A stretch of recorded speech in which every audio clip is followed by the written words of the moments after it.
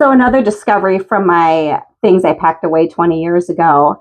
So I think to myself, going on 40 here, that, I, being in high school, I think of myself as a child because I mean, what problems could a teenager really have? I found a list that I wrote myself, and it is titled The Top Five Things That Are Draining Me. Now, first of all, what teenager has stuff that's draining them really, like really? But it also goes to show like the stories that we tell ourselves. So there are stories that I told myself from when this is going back pretty much now my entire adult life. So one was my room was not clean and it was draining me. So then I look at myself as an adult and I go, gosh, I have been on this like 2 to 3 month haul of decluttering my house and cleaning it up because it's an energy leak for me, right? So I was like, gosh, I was thinking this even when I was in high school. And then I wrote down money.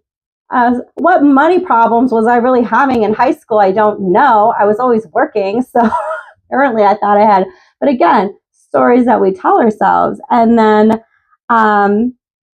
I even wrote down my appearance, which I find interesting. And I think that had a lot to do with, just being a teenage girl and, the insecurities that we have as a teenage girl. I mean, most women here would be able to understand that, right?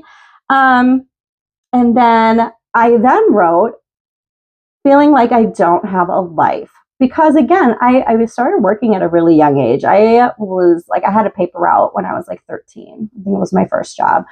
So I've always had a job or jobs, but I've always been working. So then I felt like I didn't have a life because I was always doing stuff. I was always, driving my sisters around, or I was always working, or always like I was in a bunch of activities and clubs and whatever. So I didn't think I had a life, which now it's like, well, mom of two kids and working and doing all the things. And at points in my life, I've definitely felt the same. Again, stories that have just transpired over and over again in adulthood, stories I told myself even in high school. And then apparently I thought I had boy problems.